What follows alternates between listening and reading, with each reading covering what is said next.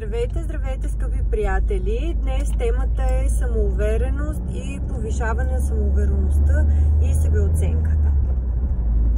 Това е темата, за която може би получавам най-много въпроси. Наскоро направих един пост, който може би не поснах в подходящо време и поради тази причина не успя да достигне до повече хора. След като публикувам това видео, обещавам, че ще споделя и поста, тъй като смятам, че там има доста информативни слайдове и ще ви бъде много полезен.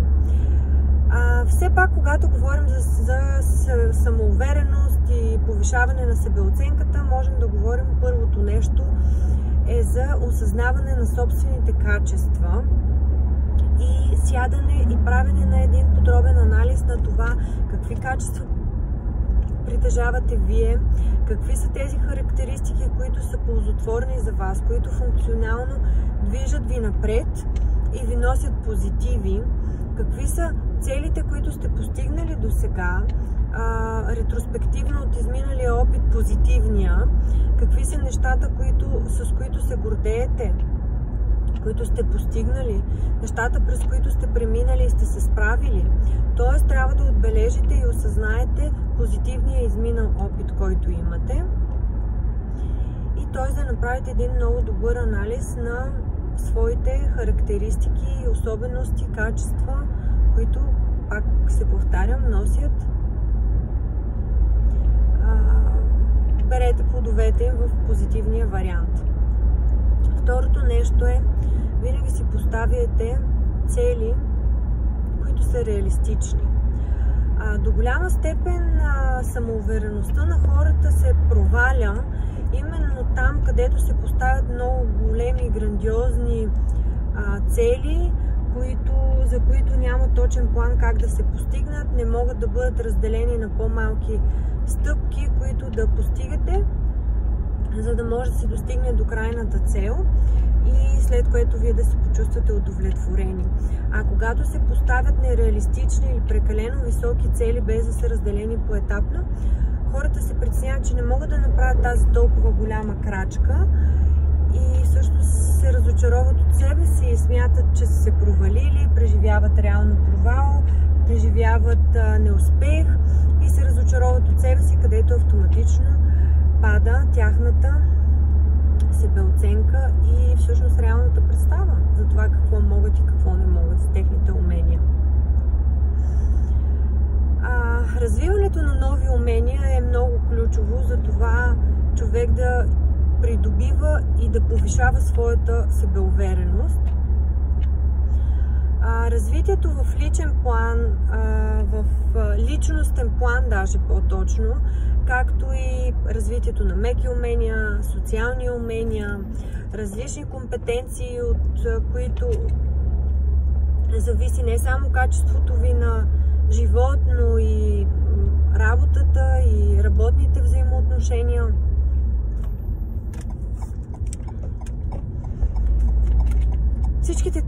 Всичкото това инвестиране в себе си, съжалявам, тук малко слънцето грее, цялото това инвестиране в себе си неминуемо ще ви помогне да се чувствате много по-успешни, много по-развити. Освен това, когато вземете... Даже ще дам един много добър пример в момента. Защо розата на Малкия принц е толкова специална за него? Защото е неговата роза, розата, за която той е полагал грижа, розата, на която той е давал внимание. По аналогичен начин на това и вие ще бъдете ценни за себе си, защото сте отдали време да развивате своите качества и компетенции, своите умения.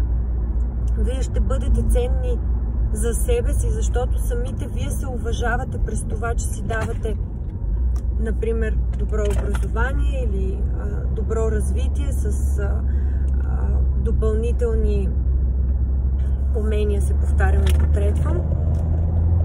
Тоест, колкото повече вие влагате в себе си усилия, внимание, мисъл, самоосъзнаване, толкова повече ще бъдете ценни за себе си, толкова повече ще си вярвате и толкова повече ще цените времето си, за това също с какви хора го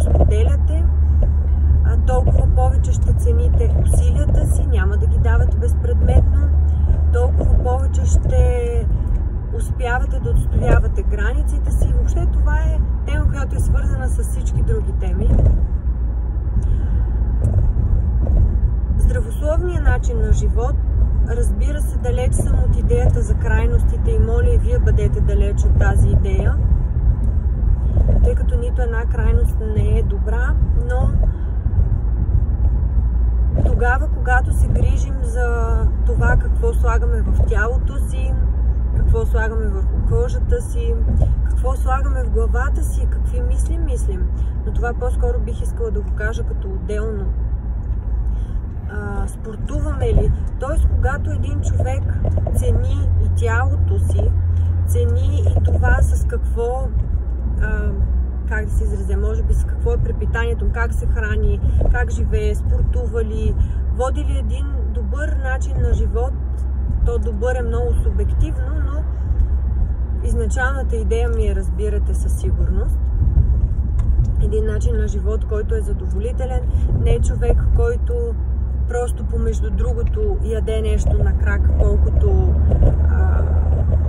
просто защото е важна храната, седи по цял ден на бюро, няма нищо лошо, но разбира се, грижата е в това да знаем, че трябва да дадем най-доброто на тялото си. Съответно, когато знаем, че сме седели 12 часа или 8 часа на бюро, трябва да направим някакъв спорт, било то е някаква малко по-интензивна разходка или каквото и да било. Сега идеята не е да говорим за спорта, но ме разбирате, колкото повече се грижите за себе си, толкова повече ще се уважавате. Какво се случва в нашата глава? Простичко казано, с какви мисли се подхранваме? Осъзнаваме ли какви неща се въртят в главата ни на ежедневна база? Как се грижим за психичната си хигиена? Поддържаме ли такава? Всичко това е предпоставка, ако отговорът е да, грижим се и за това да се чувстваме добре, не само за здравословното състояние на физическо ниво, ами и на психическо, психоемоционално, то тогава това също е предпоставка за това да се уважавам повече. И когато знам, че аз действам добре спрямо нуждите на тялото си, вслушвам се в него, грижа се за интелигентността си и за развитието на уменията си. Поставям си цели, които разграфявам на малки стъпки как да постигна. Гледам да са реалистични. Когато следя за психичното си здраве, развивам емоционалната си интелигентност, социалните си умения, съобразявам средата и хората, с които комуникирам. Да са хора, от които мога да науча нещо, хора, с които мога да обменям опит, хора, които ме теглят нагоре, примерно чрез външна мотивация. Когато се грижа за себе си най-общо и инвестирам в себе си, отново най-общо, тогава и премервайки и съобразявайки, отбелязвайки, може би най-точната дума, качествата и характеристиките, които нося, които са позитивни и функционални за мен, тогава всичко това е подхранващо моята самоувереност. И тук има много голямо но. Или по-точно и все пак. Когато тръгнете да повишавате своята самоувереност и своята себеоценка, когато осъзнавате тези неща, за които говоря, или когато тръгнете да работите за тях, започвате да се активизирате в тази посока да работите. Както и в осъзнаването на това какво притежавате, така и в развитието на това какво бихте искали да притежавате и да развивате, както и начина, по който се грижите за храната, тялото, спорта и така нататък, социалните контакти, окружаваща среда, е много важно да не преминавате отново една граница.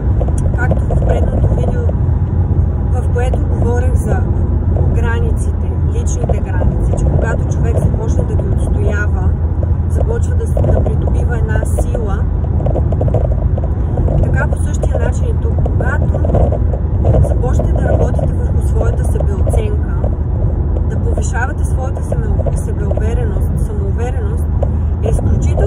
важно да не преминавате и тук границата, в която да ставате арогантни, да смятате, че сте нещо повече от другите, тъй като вие правите тези няколко стъпки. Идеята не е да се съревновавате с другите, да развивате себе си, така че вие да се чувствате добре, да изградите една здрава основа, на която да стъпвате, за да продължавате нагоре и да надграждате себе си. В никакъв случай не трябва да изпадате в моменти, в които да се чувствате по-големи от другите, по-знаещи, по-мощни, защото това няма да ви доведе до нищо. Нито пък да обвинявате когото и да било от вашето обкръжение, че заради него вие до сега не сте имали изградена добра себеоценка или не сте били уверени, защото някой ви е потискал или някой ви е дърпал надолу. Не забравяйте, че благодарение на социалните контакти и хората около нас, тесен и широк кръг, ние сме хората, които сме сега. Ние сме получили осъзнаването да обърнем внимание на това, че имаме ниска себеоценка или недобра самоувереност, или имаме някакви преживявания, които са ни донесли болка, или някакви преживявания, изминал опит, който е тригер за нас в момента.